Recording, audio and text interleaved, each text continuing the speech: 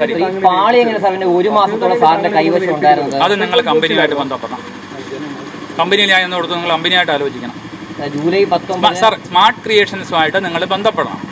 അവരുടെ സ്റ്റേറ്റ്മെന്റ് കോടതിയിൽ അവർ കൊടുത്തിട്ടുണ്ട്. ഇപ്പൊ നിങ്ങൾ ചോദിച്ച ഏകദേശം എല്ലാ ചോദ്യങ്ങൾക്കും ഞാൻ തന്നിട്ടുണ്ട്. പിന്നെ അവർ അഫിഡേവിറ്റ് കൊടുത്തിട്ടുണ്ട് കോടതിയിൽ.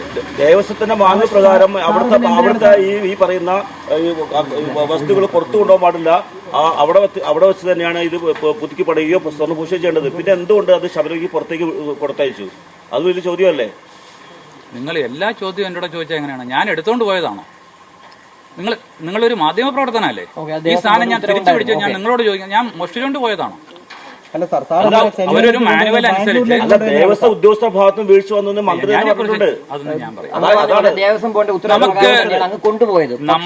നമ്മൾ ഒരു കാര്യം ചെയ്യുമ്പോൾ ബാംഗ്ലൂരിൽ കൊണ്ടുവന്നു, അവിടുത്തെ ഒരു ക്ഷേത്രത്തിൽ കൊണ്ടുവന്നു, അങ്ങനെയൊക്കെ നിങ്ങൾ എല്ലാ സ്ഥലത്തും, അതായത് ഞാൻ ഇന്ന് രാവിലെ ബാംഗ്ലൂർ ഉണ്ടായിരുന്ന ആളാണ്. നിങ്ങൾ ശ്രീരാമപുരത്ത് അമ്പലത്തിലൊക്കെ ഈ സാധനം കൊണ്ടുവന്നു ഈ പറഞ്ഞ ഏകദേശം എല്ലാ മാധ്യമ പ്രവർത്തകരും അന്നിച്ചിട്ടുണ്ട്.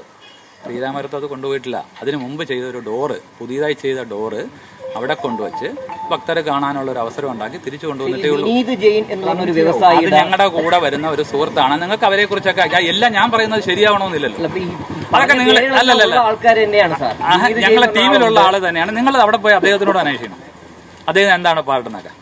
ശരിയല്ലേ?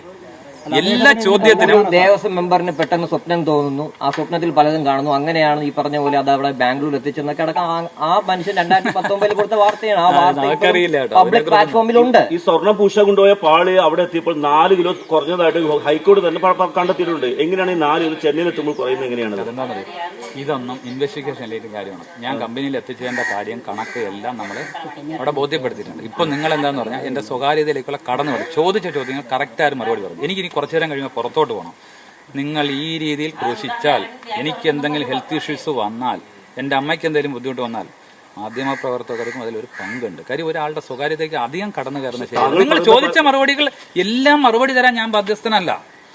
എനിക്ക് പറയാൻ പറ്റുന്ന കാര്യങ്ങൾ ഞാൻ കറക്റ്റായിട്ട് പറഞ്ഞിട്ടുണ്ട്. നിങ്ങൾക്ക് ചോദിക്കാൻ 1000 ചോദ്യം ഉണ്ടാവും, പറയാൻ പരിമിതി ഉണ്ടാവും. ഈ പീഡത്തിന്റെ കാര്യത്തിൽ പോലും താങ്കൾ കള്ളമാണ് പറഞ്ഞത് പിന്നീട് തെളിഞ്ഞല്ലോ. അതാണ് അതിപ്പോ നിങ്ങൾ ബാക്കി അതിപ്പോ ഇൻവെസ്റ്റിഗേഷൻ ഞാൻ പറയട്ടെ, ഈ മാധ്യമ പ്രവർത്തനം നിങ്ങൾ നടത്തുമ്പോൾ ഇൻവെസ്റ്റിഗേഷൻ എന്ന് പറഞ്ഞൊരു ടീം ഉണ്ടല്ലോ. അപ്പൊ അവര് ചെയ്യുന്നുണ്ടല്ലോ, ആ ജോലികൾ അവർ കറക്റ്റായിട്ട് ചെയ്യുന്നുണ്ട്. അതിന്റെ മറുപടി അവർ കറക്റ്റായിട്ട് അയാളിൽ നിന്ന് മൊഴിയെടുത്തിട്ടുണ്ട്. ഇനിയിപ്പം ബാക്കിയുള്ള കാര്യങ്ങൾ മനസ്സിലാകുമ്പോൾ മാധ്യമ പ്രവർത്തനം മുമ്പിൽ ആ ഇൻവെസ്റ്റിഗേഷൻ ടീം തന്നെ പറയും, അല്ലെങ്കിൽ ഹൈക്കോടതിയിൽ വിധി വരുമല്ലോ. എന്തൊക്കെയായിരുന്നാലും ഇതിലിപ്പം ഞാൻ തെറ്റുകാരനാണെന്ന് കോടതി പറഞ്ഞിട്ടില്ലല്ലോ. അപ്പൊ ഞാൻ തെറ്റുകാരനാവുന്ന സമയത്ത് നിങ്ങൾക്ക് ഇതുപോലെ ചർച്ച ചെയ്യുന്ന വരുന്ന സമയത്ത് ഞാൻ എന്റെ ഭാഗത്തുള്ള എല്ലാ കാര്യങ്ങളും ഇപ്പൊ എന്താന്ന് പറയുമ്പോൾ ഇൻവെസ്റ്റിഗേഷൻ ടീം അന്വേഷിച്ചുകൊണ്ടിരിക്കുന്ന ഒരു കേസിനെ കുറിച്ച് പരസ്യമായിട്ട് മാധ്യമങ്ങളിൽ പറയരുതെന്ന് കോടതി തന്നെ നിർദ്ദേശിച്ചിട്ടുണ്ട്.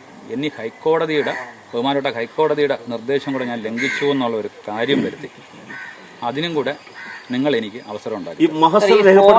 ഞാനൊരു കാര്യം പറയാം, നിങ്ങൾ എന്നോട് ചോദിക്കേണ്ട കാര്യങ്ങൾ മാത്രം ചോദിക്കണം. ബാക്കിയുള്ളത് ഇനി ഇവിടെ നിന്ന് സാർ ഞാനൊരു കാര്യം പറയട്ടെ,